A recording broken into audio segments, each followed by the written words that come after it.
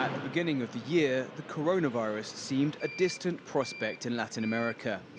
But by March, it had become a major health emergency as it began to sweep through the continent.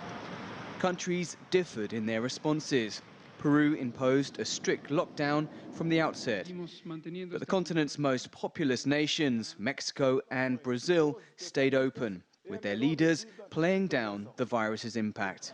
The result was devastating, with well over 6 million coronavirus cases in Brazil and nearly 180,000 deaths by mid-December. Statistics show with more than 500,000 new cases in the first 2 weeks of the same month, the pandemic is far from over in Brazil. We are at the end of the pandemic. Our government, taking into account other countries in the world, has done the best, or one of the best, regarding the economy. Mexico has seen more than 1.2 million test-confirmed coronavirus cases and over 112,000 confirmed deaths, although official estimates are closer to 150,000.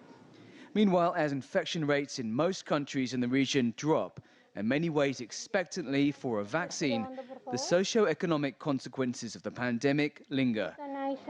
The International Monetary Fund says economies will likely contract by around 8%, the lowest in a century, and mass unemployment would rise.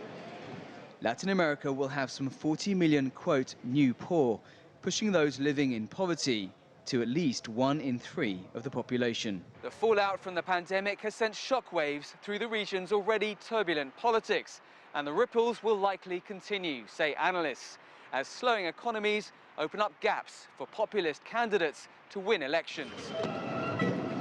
Frustrations have already flared up on the streets with protests in Peru. People demonstrated against what they called a power grab by Congress, which kicked out a sitting president in November. And after a week which saw 3 presidents in office, an interim government is expected to lead the country to elections in April next year. Street protests, which rocked Chile in 2019, resulted in a referendum this year, in which the overwhelming majority of Chileans voted to change the constitution. This plebiscite is not the end. It is the beginning of a path that we must all walk together to agree on a new constitution for Chile. In Bolivia, the country voted to restore the leftist MAS party to office in October, but not its founder, ex-president Evo Morales, who was forced to step down a year before. Luis Arce won a landslide victory, but said Morales, who returned from exile in Argentina, would not form part of the new administration. Bolivia's ally, Venezuela, already in deep economic trouble, faces a much longer recession. Following legislative elections this month, which were boycotted by the opposition, President Nicolas Maduro strengthened his hold over the country. But after an incredibly tough year, the news of the death of footballer Diego Maradona at the age of 60 captured Latin America's attention like no other story.